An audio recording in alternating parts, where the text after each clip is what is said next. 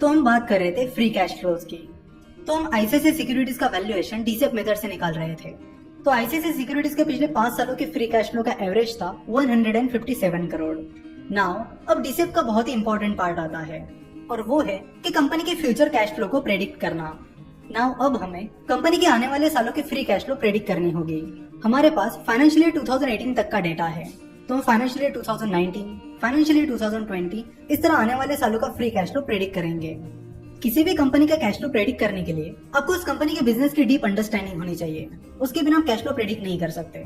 बस अजम्पशन के लिए कुछ भी अज्यूम किया जाए इसका कोई मतलब नहीं बनता। सो जिस भी कंपनी का एनालिसिस आप कर रहे हो तो आपको उस बिजनेस को पहले समझना होगा और बहुत डीप में समझना होगा कि कैसे वो पैसा कमाते हैं, क्या चीज वो करते हैं, उसमें मार्जिन कितना है, कंपटीशन क्या है, आगे फ्यूचर में ग्रोथ है या नहीं, क्या रिस्क है आगे चलकर, फिलहाल क्या रिस्क है, क्या अपॉर्चुनिटीज कंपनी के लिए आगे चलकर आ सकती है, फिलहाल क्या अपॉर्चुनिटीज है, कंपनी का मैनेजमेंट एटसेट्रा एटसेट्रा।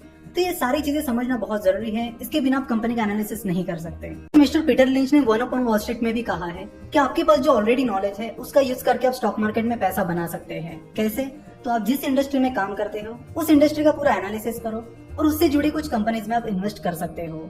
ऐसा नहीं कि बाकी इंडस्ट्री में आप इन्वेस्ट नहीं कर सकते, बिल्कुल उनमें भी इन्वेस्ट कर सकते हो, पर जिस इंडस्ट्री में आप काम करते हो उसकी इन्फॉर्मेशन ऑलरेडी आपके पास होती है, तो एनालिसिस करना कंपैरेटिवली आसान होता है।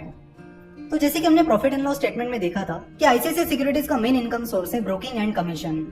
आईसीआईसीआई सिक्योरिटीज का स्टॉक ब्रोकिंग का काम है, तो वो एक स्टॉक ब्रोकरेज के तौर पर काम करता है। साथ ही वो बाकी प्रोडक्ट्स का डिस्ट्रीब्यूशन भी करते हैं, जैसे कि म्यूचुअल फंड का डिस्ट्रीब्यूशन करते हैं, बॉन्ड्स का डिस्ट्रीब्यूशन करते हैं। इसके अलावा वो कॉर्पोरेट फाइनेंस में भी काम करते हैं, यानी आईसीआईसीआई सिक्योरिटीज इन्वेस्टमेंट बैंकिंग के तौर पर भी काम करती है। और जिन कंपनीज को आईपीओ के जरिए पैसा उठाना है या क्वालिफाइड इंस्टीट्यूशनल प्लेसमेंट के जरिए पैसा उठाना है, उनके लिए इन्वेस्टमेंट बैंकर का काम करती है।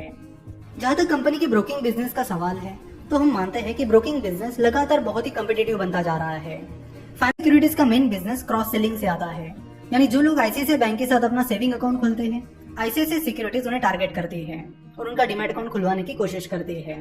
तो हम मानते हैं कि यहाँ से आईसीआईसीआई सिक्योरिटीज की जो ब्रोकिंग बिजनेस की ग्रोथ है वो उतनी खास नहीं रहने वाले। अब बात करते हैं उनकी डिस्ट्रीब्यूशन बिजनेस के बारे में। कंपनी म्यूचुअल फंड का डिस्ट्रीब्यूशन करती है और साथ ही बॉन्ड्स का भी डिस्ट्रीब्यूशन करती है। वैसे मेनली कंपनी म्यूचुअल फंड का डिस्ट्रीब्यूशन करती है और कस्टमर्स को म्यूचुअल फंड के रेगुलर प्लान में इन्वेस्ट करने में मदद करती है और बदले में उन्हें कुछ कमीशन मिलता है। नाउ आप देख सकते हो कि बहुत सारे ऐसे प्लेटफॉर्म्स आए हैं जो म्यूचुअल फंड के डायरेक्ट प्लान में इन्वेस्ट करने की फैसिलिटी प्रोवाइड कर रहे हैं, जैसे कि कुवेरा, ग्रो, पेटीएम मनी। ये वो प्लेटफॉर्म्स है जो म्यूचुअल फंड्स के डायरेक्ट प्लेटफॉर्म में इन्वेस्ट करने की फैसिलिटी प्रोवाइड करते हैं। इससे लोगों को कुछ एक्स्ट्रा कमीशन नहीं देना पड़ता, जो कि उन्हें रेगुलर प्लान के जरिए देना पड़ता था। तो इन डायरेक्ट प्लान प्लेटफॉर्म्स की वजह से आईसीआईसीआई सिक्योरिटीज के इस बिजनेस पर भी काफी प्रभाव पड़ा है और इनका ये बिजनेस भी स्लो होते जा रहा है। तो हम मानते हैं कि आईसीआईसीआई सिक्योरिटीज का म्यूचुअल फंड डिस्ट्रीब्यूशन का बिजनेस भी आने वाले टाइम में बड़ी दिक्कत देने वाला है। कंपनी का तीसरा मेन बिजनेस है इन्वेस्टमेंट बैंकिंग का, जो कि फाइनेंशियल ईयर 2018 में 19% से बढ़ा था। तो हम मानते हैं कि उनके इस बिजनेस की ग्रोथ इसी तरह लगातार चलती रहेगी। उनका वेल्थ मैनेजमेंट का भी बिजनेस है, पर वो उतना खास नहीं चल रहा है। तो ओवरऑल हम मानते हैं कि आईसीआईसीआई सिक्योरिटीज का सिर्फ इन्वेस्टमेंट बैंकिंग का बिजनेस अच्छी तरह से चल सकता है और उनके बाकी जो बिजनेस है उनकी स्ट्रॉन्ग ग्रोथ पर हम डाउटफुल है। यानी जिस तरह से उनका स्टॉक ब्रोकिंग बिजनेस चलता आया है, म्यूचुअल फंड डिस्ट्रीब्यूशन का बिजनेस बढ़ते चला आया है, उस हिसाब से उनकी ग्रोथ आगे नहीं हो सकती, ऐसा हमें कंपनी को एनालिसिस करके लगता है। तो इस तरह कंपनी के फ्यूचर कैश फ्लो की ग्रोथ की बात की जाए तो हमें लगता है कि अगले 5 सालों में कंपनी का फ्यूचर कैश फ्लो 12% से बढ़ेगा और उसके बाद के 5 सालों में कंपनी का फ्री कैश फ्लो 9% से बढ़ेगा।